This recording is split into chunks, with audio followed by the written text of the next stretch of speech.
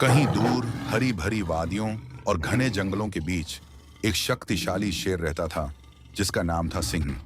वह जंगल का राजा था और उसकी गरज से पूरा जंगल कांप उठता था। सभी जानवर उससे डरते थे और वह अकेला ही अपनी दुनिया में मस्त रहता था।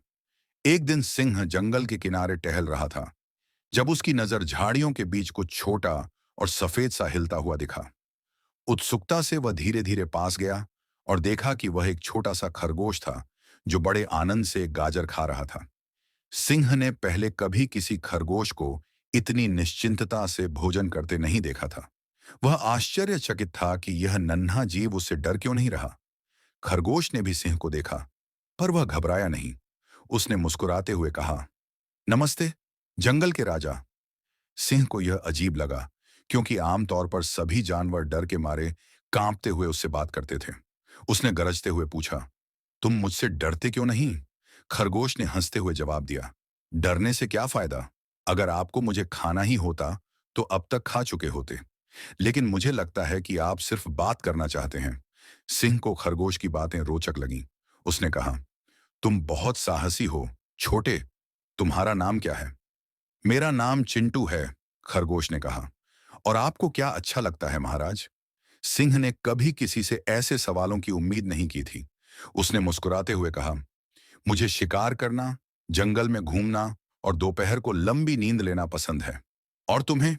मुझे कहानियां सुनाना और नए दोस्त बनाना पसंद है, चिंटू ने कहा।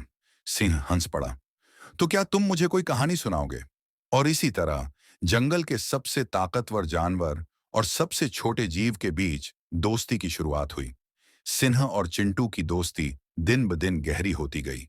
सिंह चिंटू की कहानियां सुनता और चिंटू शेर की बड़ी बड़ी रोमांचक कहानियां सुनकर रोमांचित हो जाता। धीरे धीरे जंगल के बाकी जानवर भी यह देखकर चकित थे कि सिंह, जो हमेशा अकेला रहता था, अब एक नन्हे खरगोश के साथ समय बिता रहा था। लेकिन हर दोस्ती की परीक्षा होती है। एक दिन जंगल में कुछ शिकारी आ गए। वे जंगल के बड़े जानवरों को पकड़कर शहर ले जाने के इरादे से आए थे। जब चिंटू ने उन्हें देखा तो वह भागकर सिंह के पास गया और बोला, महाराज, खतरा है, शिकारी जंगल में आ गए हैं। सिंह चिंतित हो गया। वह जानता था कि शिकारी खतरनाक होते हैं। उसने कहा, हमें सभी जानवरों को सुरक्षित स्थान पर पहुंचाना होगा। चिंटू ने अपनी चतुराई से जंगल के सभी छोटे जानवरों को सुरक्षित बिलों और गुफाओं में छिपा दिया। सिंह ने अपनी गरज से बाकी जानवरों को सतर्क किया। जब शिकारी सिंह की गुफा तक पहुंचे तो चिंटू ने एक योजना बनाई। उसने सिंह से कहा, आप गुफा में छिप जाएं और मैं शिकारी को भटकाने की कोशिश करता हूं। सिंह ने चिंटू की बात मानी और छिप गया। चिंटू तेजी से शिकारी के जाल के पास गया और वहां उछल कूद करने लगा। शिकारी ने सोचा कि यह कोई बड़ा जानवर है और वे उसे पकड़ने दौड़े।